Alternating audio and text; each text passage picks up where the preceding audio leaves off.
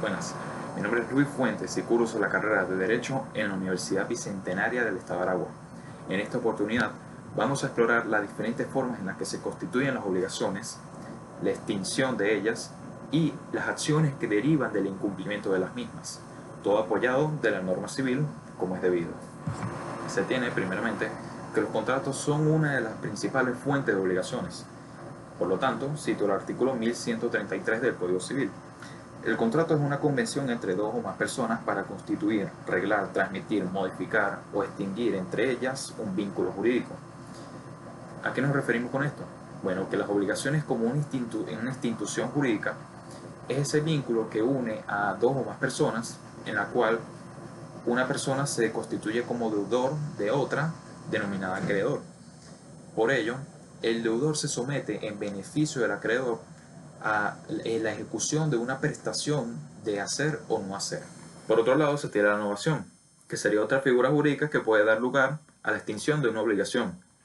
Muy importante por el acuerdo entre las partes, tanto del deudor como del acreedor, para prescindir de la obligación principal que se tiene, para dar inicio a una nueva con el mismo objeto. Por ejemplo, Luis le debe 100 bolívares a David por la compra de unos bienes muebles. Entonces Luis conviene con David para extinguir esa obligación del pago de esos 100 bolívares para generar una nueva, pero a título de préstamo.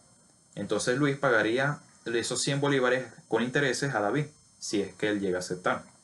Otro medio de extinción de obligaciones se trata de la compensación, la cual se encuentra estipulada en el artículo 1331 del Código Civil. La misma se refiere a que cuando dos personas son recíprocamente deudoras, una deuda se paga con la otra. Es decir, Luis le debe 100 bolívares a David, pero David a su vez le debe 50 bolívares a Luis.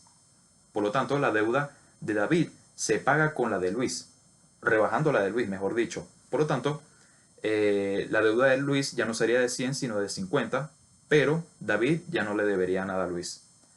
Maduro Luyando hace referencia a esta figura, a la cual se refiere a que la compensación es la extinción que se opera en las deudas de dos personas recíprocamente deudoras, tal y como dice el código, cuando dichas deudas son homogéneas, líquidas y exigibles.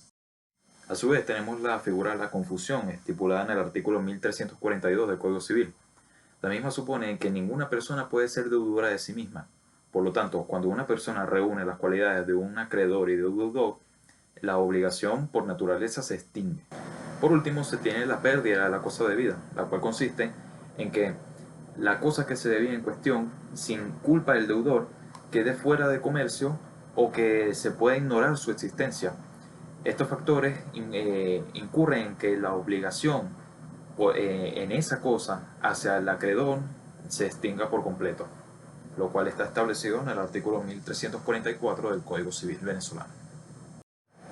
En última instancia, se tiene que, a raíz del incumplimiento de las obligaciones, el acreedor podrá tomar diversas acciones para que se le sean restituido o reparado el daño sufrido, lo cual se llama indemnización de daños y perjuicios. El deudor, por su parte, tiene distintos mecanismos con los cuales probar que el incumplimiento no fue doloso, como son los casos fortuitos o los casos de fuerza mayor. Los casos fortuitos se trata de algún hecho imprevisible por parte del deudor para que haya afectado el cumplimiento de la obligación como haya sido estipulada. Y por otro lado tenemos los casos de fuerza mayor en los cuales la situación se escapa de las manos. No había manera en la que el deudor pudiese tomar las precauciones necesarias para poder cumplir con la obligación a tiempo como tal se había pactado, como es el caso de algún desastre o alguna calamidad. Y eso sería todo en este video.